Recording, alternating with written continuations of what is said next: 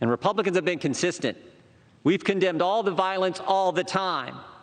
We condemned it last summer. We condemned it last week. We should be focused on bringing the nation together. Instead, Democrats are going to impeach the president for a second time 1 week before he leaves office. Why? Why?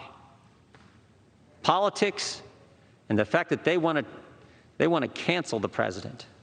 The president who cut taxes, the president who reduced regulations, the president prior to COVID had the greatest economy, lowest unemployment in 50 years, the president who got us out of the Iran deal, put the embassy in Jerusalem, brought hostages home from North Korea, put 3 great justices on the Supreme Court, gave us a new NAFTA agreement, the Abraham Accords, the COVID vaccine, and who built the wall.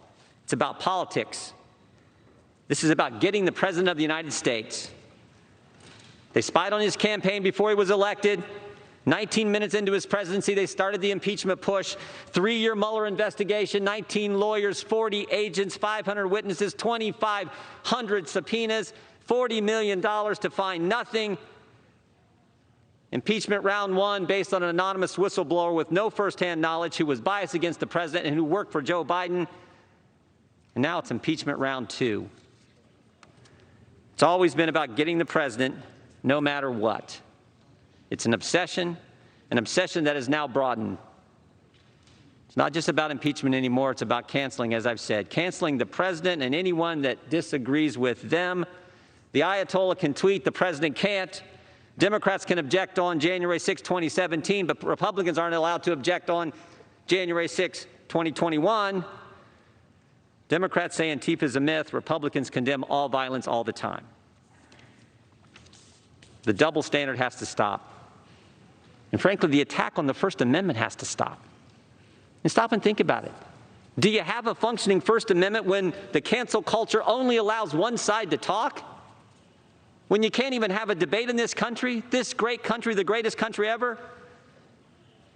It needs to stop, because if it continues, it won't just be Republicans who get canceled. It won't just be the President of the United States.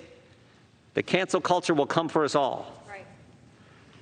America's a great country, the greatest country ever. It seems to me that we need to think about how great the people of this nation really are. Think about what we've accomplished in the past and begin to come together as leaders who represent so many great folks across our districts. Think about this. Think about this. In 1903, in Kitty Hawk, North Carolina, 2 guys fly this thing they called a plane 100 feet. Barely got off the ground. Barely got off the ground. Amazing thing. 44 years later, Chuck Yeager breaks the sound barrier. In 44 years, we go from 2 guys flying a contraption they called a plane a few hundred feet to Chuck Yeager breaking the sound barrier. And 22 years after that, another American steps on the moon. Think about it. In one lifetime, in 66 years, 2 guys flying 100 feet to putting a man on the moon. That's what this country is capable of. That's what we can do.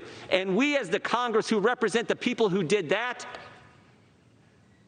should start leading, should start understanding what really is going on here. So I hope we defeat this. I hope we can begin to come together and recognize the greatness of the American people and focus on the things they want us to focus on. I yield back our time.